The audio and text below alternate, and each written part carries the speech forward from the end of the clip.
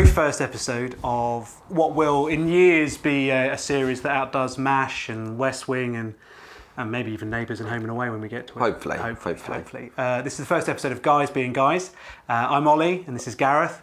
And welcome to, is it a blog or it's not a podcast? Because I'm still working it all out, to be honest. Yeah, we're a bit too old for that, aren't we? But it's a vlog. It's a video of us talking about things that we care about. So every episode we'll be trying to focus on at least three things: some beer, some meat and some cooking, and then some chat about sport as well. Because those are the things that, really matter in life, ultimately.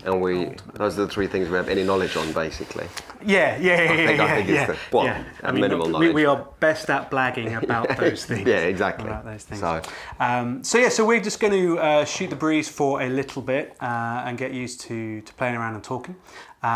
So Gareth, why are we doing this? Well, I think the main thing that's all come out is I was drunk and talking about doing a blog about these three subjects, and whenever Ollie and I are together there is some level of banter, good, bad and indifferent. Yes. And I think we thought it would be good to start putting that together, sort of for memories of what we've covered and what we wanted, in our lives, but I think there's so many guys that are in our position who are just want to chat, just have an interest in these three things and just want to sort of learn a bit of something, chat a bit about something and just go from there. So that's sort of how it's evolved. And as all blogs tend to do, what started as we'll do a simple blog is now lighting, camera, we've got some lights, action. You can't see this here, but there's a whole crew. Actually, it's not.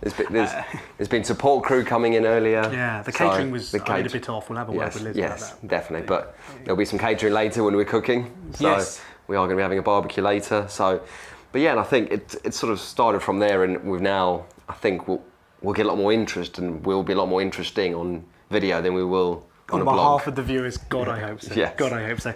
We're thinking in this first episode, we would try and stick to a reasonably simple structure. So we're going to talk a little bit about some beers that we've been either enjoying recently or we haven't tried before but want to give a go.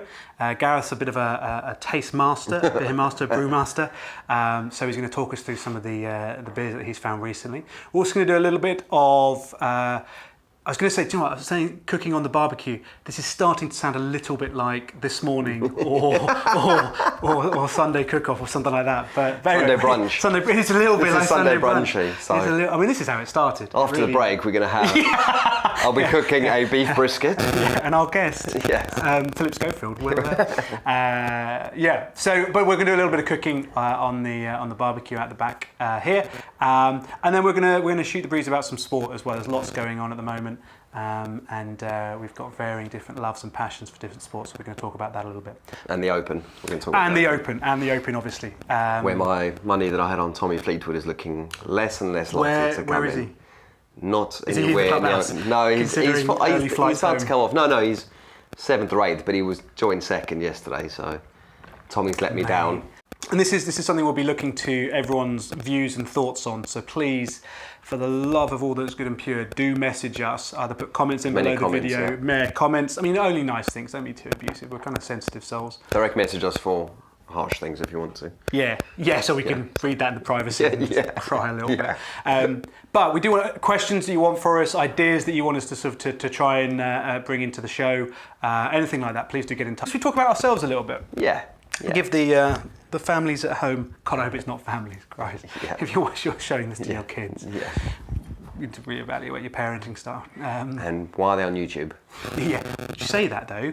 So I've got a little daughter, 4.5-year-old daughter, and I took her shopping recently. Was buying Jossie some jewellery, and we're in the jewellery shop, and down the side of the jewellery shop with the glass cabinets where you've got the necklaces and the displays and things like that, and I was holding my daughter up in front of one of them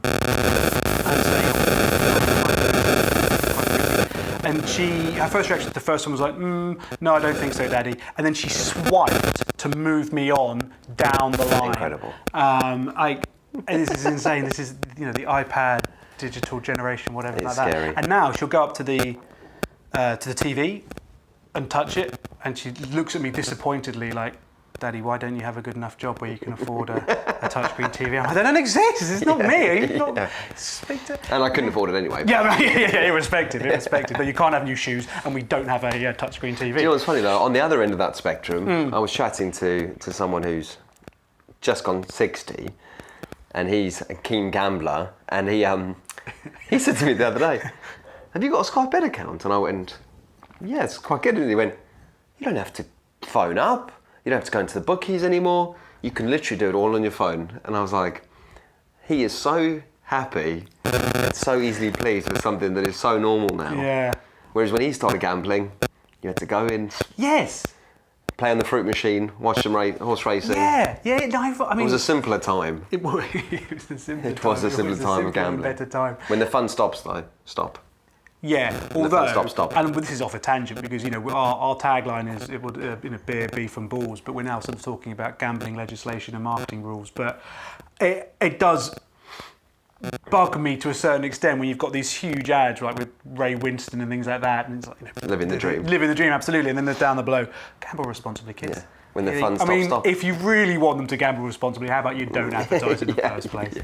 But Everywhere. every I heard a story, but you know how ahead of the World Cup there were all these stories about how the Russian gang, not the Russian gang, the Russian hooligans and things like that. Be careful. Be Yes. very- Don't say gangster. Russian. Yeah, the Russians. Yes. The Russians. All the Russians. No, Yeah. very specific group of Russian people who had caused trouble already in the Euros. Was it a couple of years Yeah. ago? And there With was the English fans. Yeah. Charming Joe Bloggs.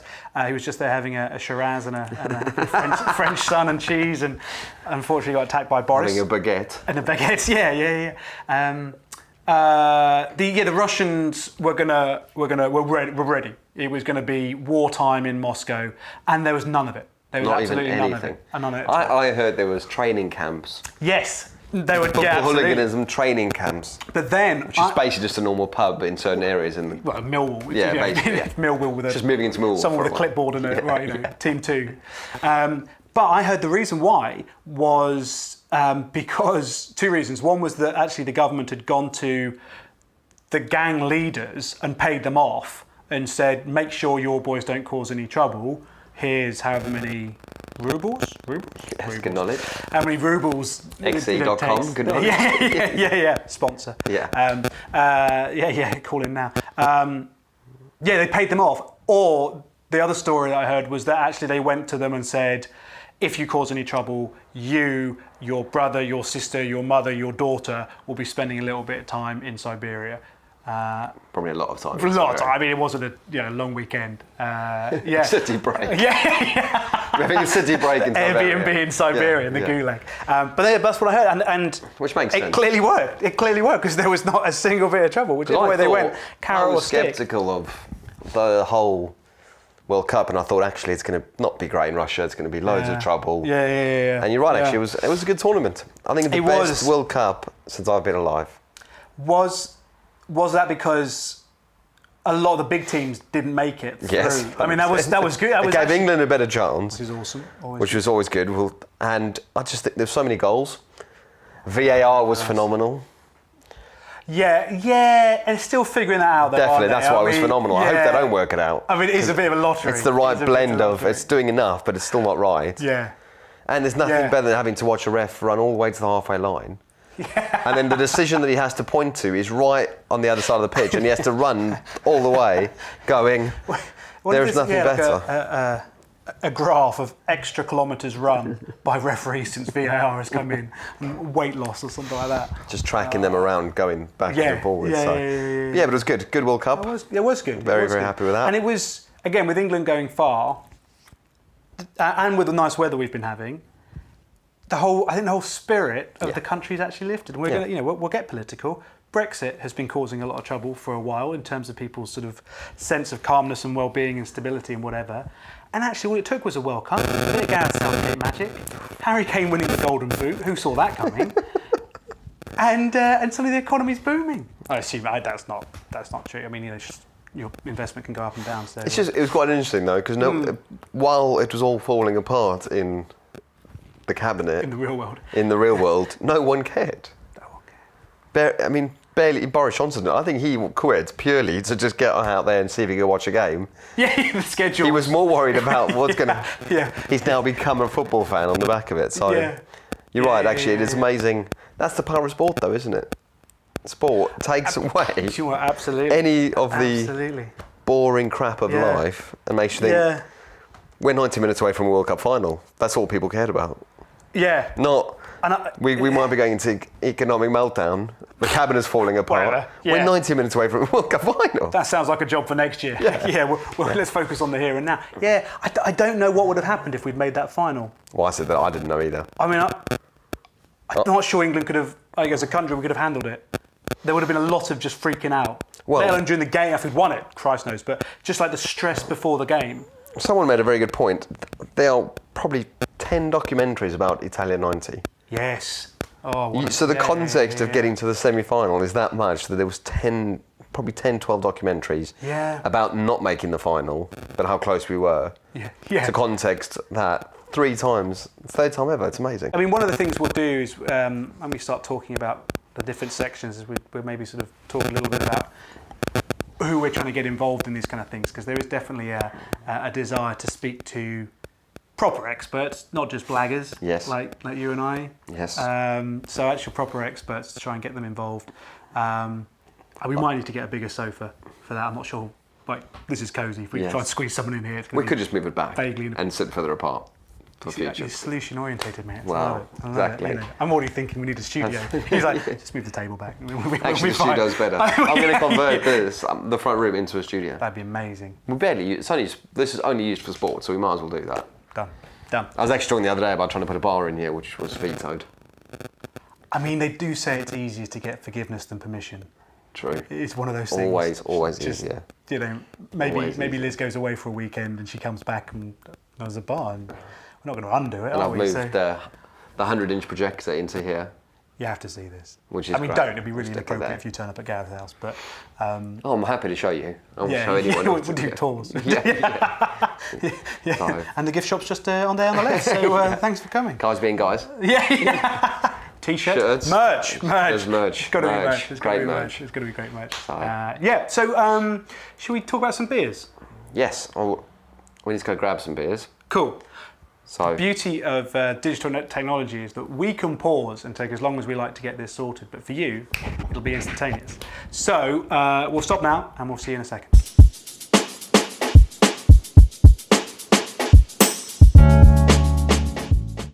On to the beer section of today's episode. So Ollie has decided and brought down some samples from Mad Squirrel Brewery, which are based in Hertfordshire. So I think what we'll do is start with the Pilsner. Great. Just because it should, in theory, be easier drinking. Really? What is a Pilsner? So, different types of hops that they use. Often they use what is called the SARS hop, which adds just a bit more flavour. And sort of the way I'd describe it is probably between a lager and then an IPA. So, some cool branding on it. Not too strong either, Pilsner, in terms of alcohol content. So I think this is that. Yeah, this is 4.4. 4.4, so perfect.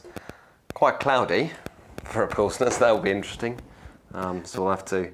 I definitely put too much in mine too for the tasting. I was going to say, mate. Because I don't know how we're going to be doing this, but it could be very quick. I have to say, it doesn't smell great. No. It smells a bit eggy. Do you know what I mean? It's also very cloudy. I've not seen a Pilsner Have cloudy. I totally screwed this up? No? Well, we've got to try them all in the world. So, it's a pretty smooth drink though. It's quite smooth. No, it is nice. It is smooth. Yeah.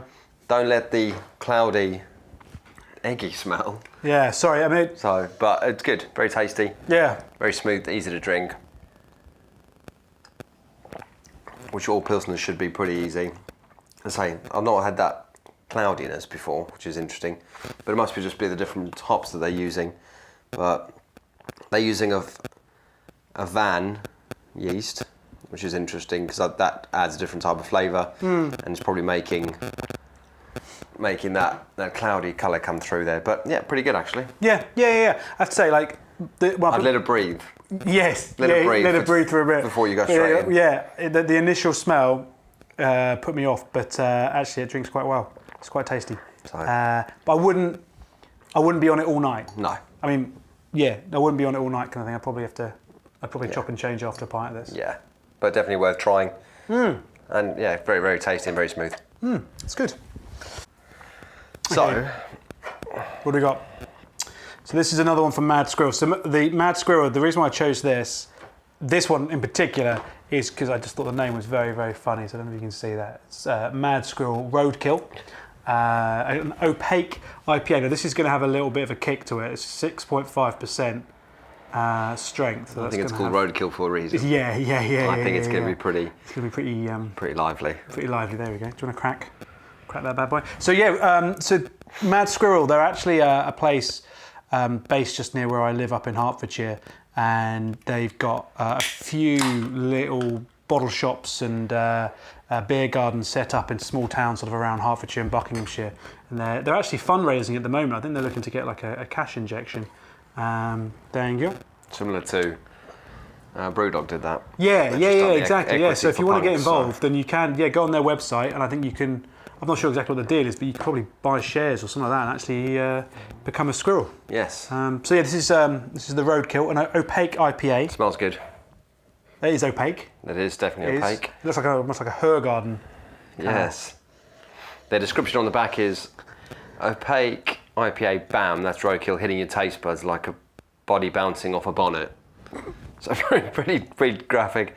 Adds an AVB of 65 miles per hour, collides with the squishy pulp of unexpected fruit, and leaves super smooth tyre tracks all over your tongue. Roadkill. Don't drink and drive. Yeah. I mean, it's good. It is good.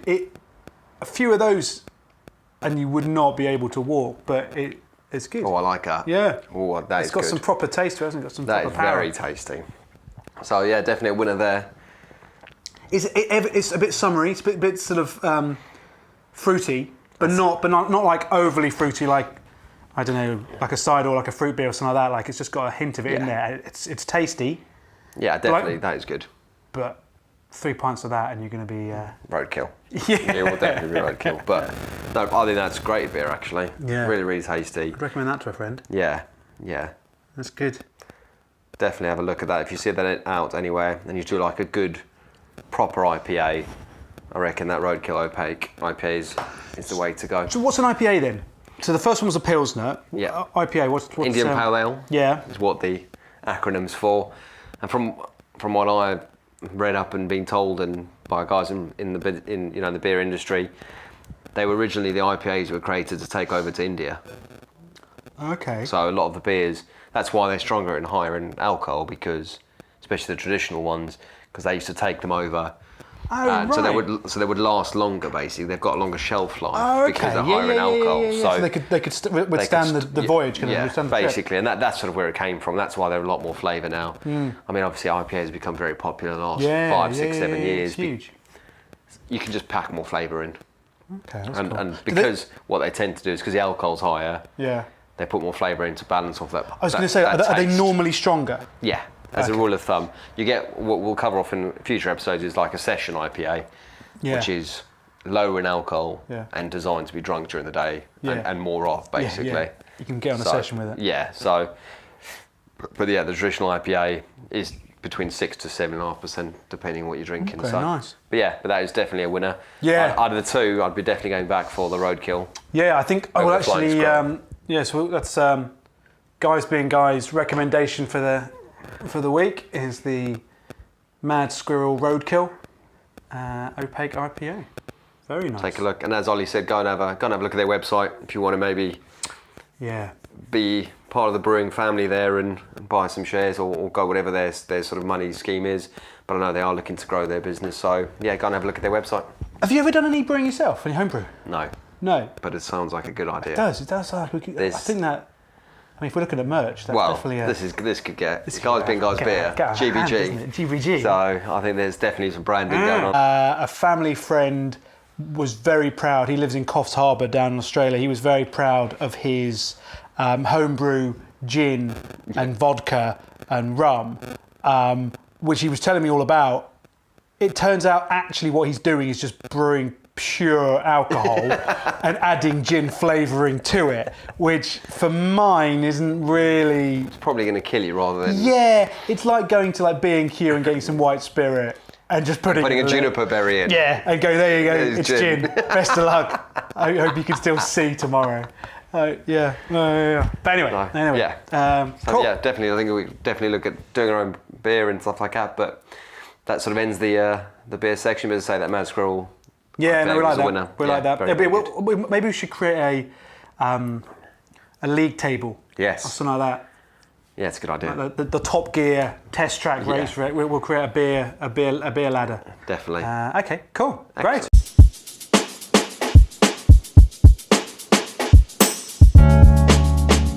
So welcome to our first barbecue on Guys Being Guys. Secret tip is don't make it too hot and stop spraying me. Don't make it too hot. So is that the first? And what do you mean by? I mean, obviously it sounds simple, but how do you know what the right temperature is? I think if it's cooking quick, which again sounds very simple, but if it's cooking too quickly on the outside, you're probably going to end up with raw meat on the inside. So Right. the secret to just keeping a little bit, you want to start getting some colour, but not going OTT. Yeah. So browning rather than burning. Yeah, I think that's the secret. A lot of people get it really hot, stick it straight on there, Yeah. and then what you end up with is just burnt sausages or whatever you're cooking. So, Always painful. and also chicken, always a winner, cook it in the oven first. Really? Always pre-cook it. Interesting. Much easier. So how much? So if it's if totally done is 100% cooked, how much do you pre-do in the oven? I reckon I'd be 30-40%. Yeah, Interesting. always. Any chicken. What's the kit you've got here? So let's sort of step back a little bit. What have we got here? So we've got the beef eater, Yeah. 4-burner grill, and then I've also got the smoker barbecue, which is good for lots of different smoking of meats. And I've also got a really good rotisserie that goes on the gas one, which is an awesome one, which we'll definitely be doing that. And then over the winter, we'll do a good installment around some South African winter barbecues Nice.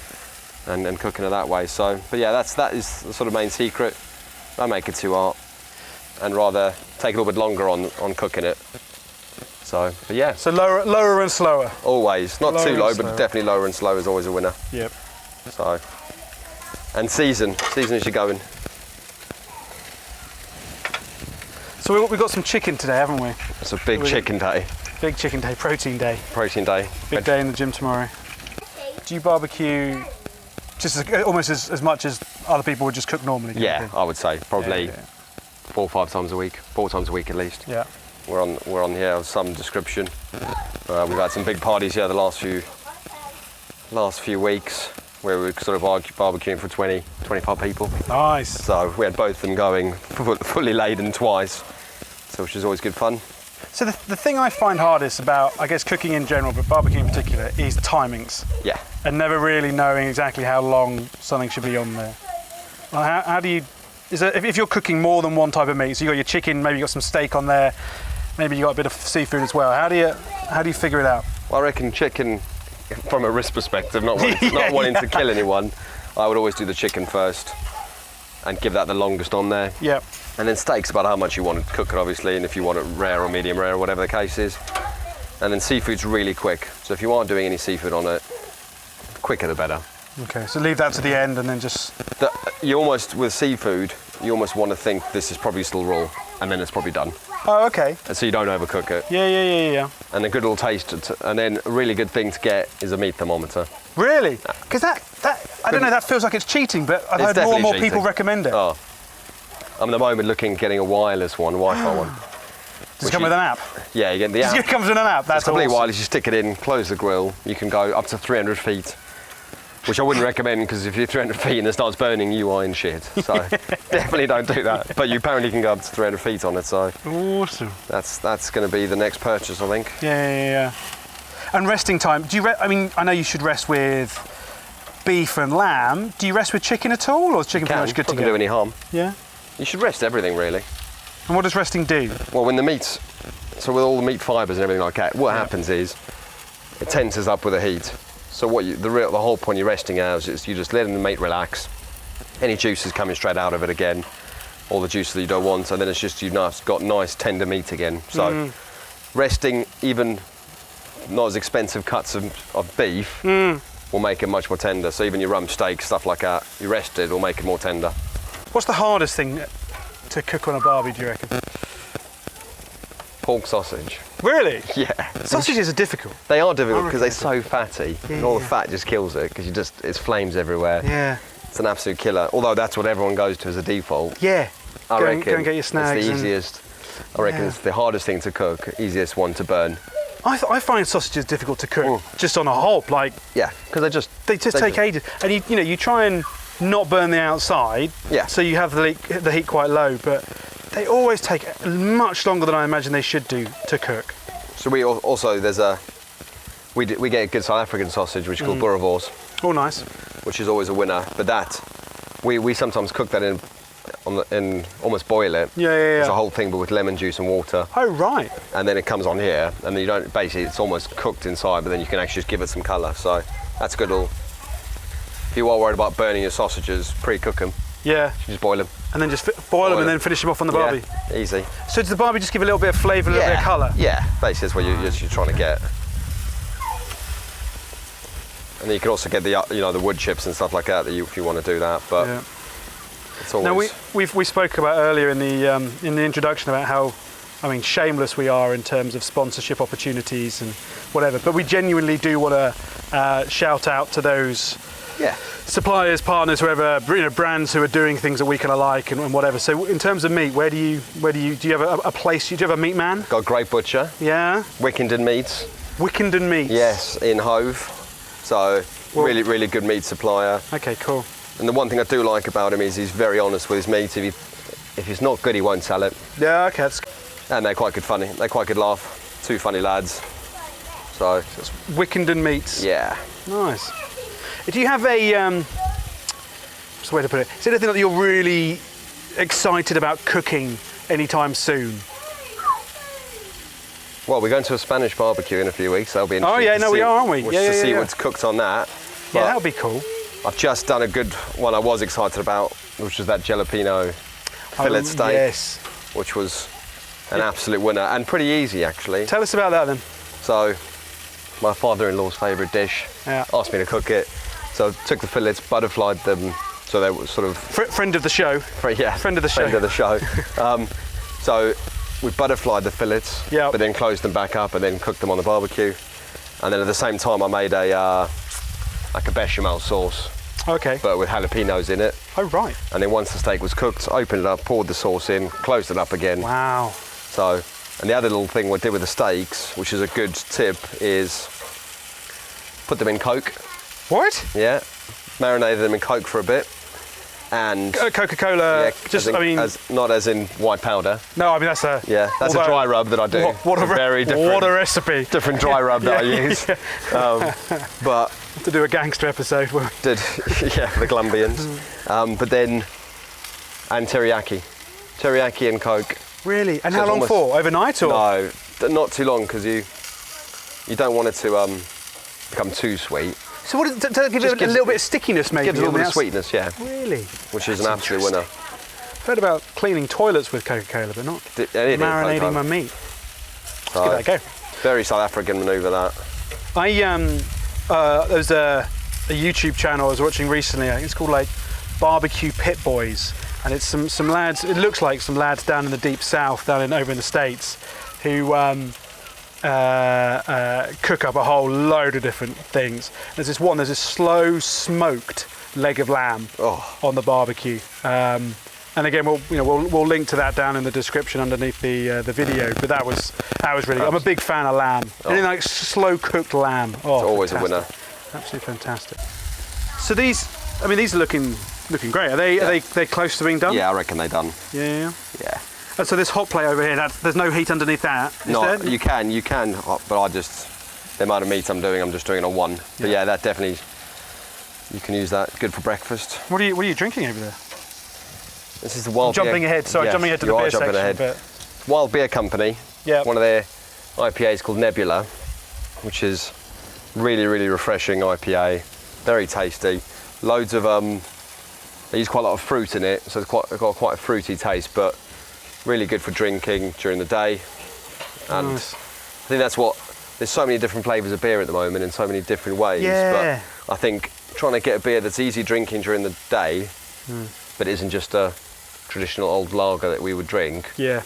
You know, it's trying to get that balance, and I think that's what does really well. I think that's one of the things we're going to try and do also in future episodes is try and break down a bit more the different types of beer.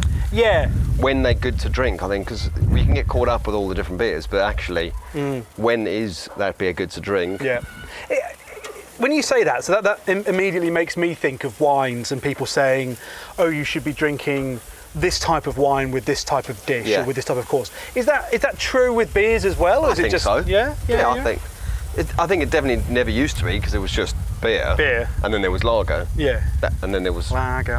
pretty much it. So I think now there is so much flavour going into these different beers and so many different things that they're going to start complementing certain types of food and certain situations. That, you know, people want something a bit more than just a normal beer now. So I think definitely that will happen more and more. And I think you'll get much more beer experts coming out talking about what. Because I'm a big beer drinker. I do like wine, but I would always have a beer before wine, actually. So I mean, we're going a bit. We're messing up our sections here, mate. The viewers at home will be all confused because we sold this as the barbecue section. So you're taking this stuff off now. Any? How do you know that's done? I mean, chicken. Obviously, it scares me a lot in terms of not poisoning my guests and stuff like that. But how do you know that's done? I think it's a bit time, and also when you got the tongs on them, you can start feeling if it's cooked or not, and you'll get a good understanding of if it's cooked or not, and you'll get a gauge of, obviously chicken needs to be 75 degrees minimum. Oh right, 75 the meat thermometer. degrees C and on the old thermometer. Yeah, I don't know what that is in old money. No, but that's what we got Google for, mate. Yeah, but yeah, so 75 degrees. The other sort of meats, as long as it's good quality meat. Yeah. You know, you can. Pork, you want to be making sure. Yeah, pork. Yeah. But what do you do? Pork? I mean, how much pork do you do on a barbecue? I'll have a pork belly. Oh, not really on a barbecue. Yeah, nice. But in just thin slices. Yeah. So, but we've got lots of recipes that I think we'll roll out in future episodes and stuff like that. But yeah, definitely. So before the last piece comes off, any other? Damn our timing. Yeah. Any other sort of basic tips for your barbie? Don't clean it too often. Really? Which is going to sound weird, but yeah. a lot of the flavours on your grill. Okay. You want to keep it clean, obviously, not let health and safety clean. But you want to try and have a little bit of flavour going through, and your grill. I'd give it a good clean every so often, but actually keeping rather just giving it a good. You know, everyone should have one of these in terms of just to clean it off with and give it a good, good scrape when it gets hot. So stick it on, clean it like that. But I think that's where a lot of your flavour is going to come from, especially on a gas barbecue, because you lose some of the smokiness that you get on a normal charcoal or wood barbecue. So you do want to extract as much flavour off as you can. When you've gone gas here, why have you gone gas? Speed. Right. That charcoal wood is always going to be better flavour. Always. Right. Okay. It is trickier though, and the one there I would say is, you said earlier about how when do you know it's too hot? Yeah. On a wood or charcoal one, if you can't hold your hand there for 5 seconds, it's too hot. Right. Okay. Any more, it's probably going to start dying quite quickly. Yeah, it's too cold, not warm enough. Yeah. But 5 is probably optimum to start cooking on, especially if you've got fatty food like pork and even lamb chops and stuff like that. So, but yeah, that's the top tips for the barbecue. Fantastic. Thanks very much.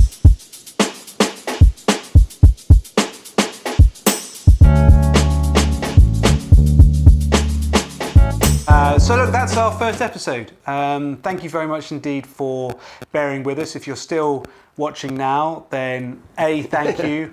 B, money's in the post. Yeah, I mean, thank you very much. I mean, you really probably have better things to do and you need to reevaluate where you're spending your time. But thank you very much indeed. we're open to all the nice positive feedback that you can provide. If there's things you want to see us do, then let us know. If you want us to focus on particular types of beers or ideas for barbecuing or anything like that, then please do get in touch. Yeah. We'll include in the description below the video all the products and beers and things like that we've sampled during today, and any links off to different brands. And any recipes and things like that when we do for a barbecue or entertaining. Any recipes we do, we'll stick them on there too for you guys to have a play with and go from there. Yeah, definitely. And we've been talking as well about trying to get other people involved as well. So maybe some experts in the field, maybe your butcher, for example, get him involved. So if there's anyone in particular that you'd like to hear from, or any particular angles on these topics you'd like to hear from, maybe you've got a 20-person barbecue coming up soon and you really want to know how to get those timings right for cooking for so many, then just let us know. We'd love to hear your feedback. This is something that we're going to really have a go at and make a good run of. If you can give us an idea about the kind of things you want to see, then we can start creating that content for you. So thank you very much. All right, see you soon. Bye. Bye.